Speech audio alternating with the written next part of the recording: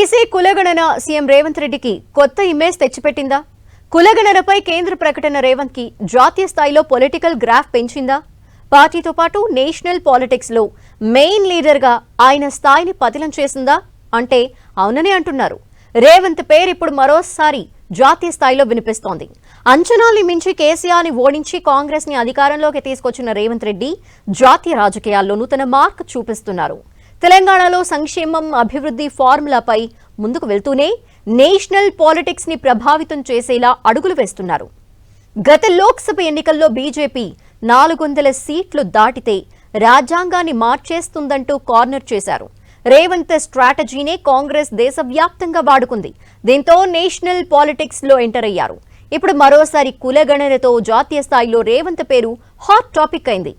రాహుల్ గాంధీ ఇచ్చిన మాట ప్రకారం తెలంగాణలో సీఎం రేవంత్ రెడ్డి కులగణనని పూర్తి చేశారు. టైం బాండ్ పెట్టుకుని సర్వే నిర్వహించారు. బీసీలకు స్థానిక సంస్థల ఎన్నికలతో పాటు విద్య ఉద్యోగాల్లో 42% రిజర్వేషన్లని ప్రకటించి సంచలన నిర్ణయాన్ని తీసుకున్నారు.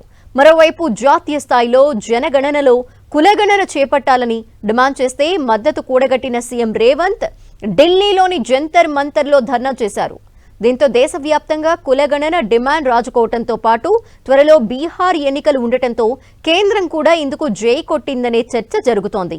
జనగణనలో కులగణన చేస్తామని ప్రకటించడంతో ఇప్పుడు మరోసారి రేవంత్ నేషనల్ పాలిటిక్స్ లో హాట్ టాపిక్ అయ్యారు. కులగణనకు తెలంగాణ మోడల్ ని అనుసరించాలని సిడబ్ల్యూసీ తీర్మానించింది.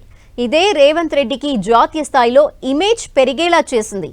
కులగణనను సమర్థవంతంగా పూర్తి చేసిన తొలి ముఖ్యమంత్రిగా దేశవ్యాప్తంగా ప్రశంసలు అందుకుంటున్నారు సీఎం రేవంత్ రెడ్డి. ఆయన్ని సిడబ్ల్యూసీ అభినందించడంతో పార్టీలోనూ రేవంత్ రెడ్డి గ్రాఫ్ అమాంతం పెరిగినట్టు సమాచారం. మొత్తానికి రాజకీయ చతురుడుగా పేరున్న కేసీఆర్ ని ఓడించి స్టేట్ లీడర్ గా మారిన రేవంత్ రెడ్డి ఇప్పుడు కులగణనతో కేంద్రం దిగొచ్చేలా చేసి జాతీయ స్థాయిలో పేరు వినిపించేలా చేశారని టాక్ నడుస్తోంది.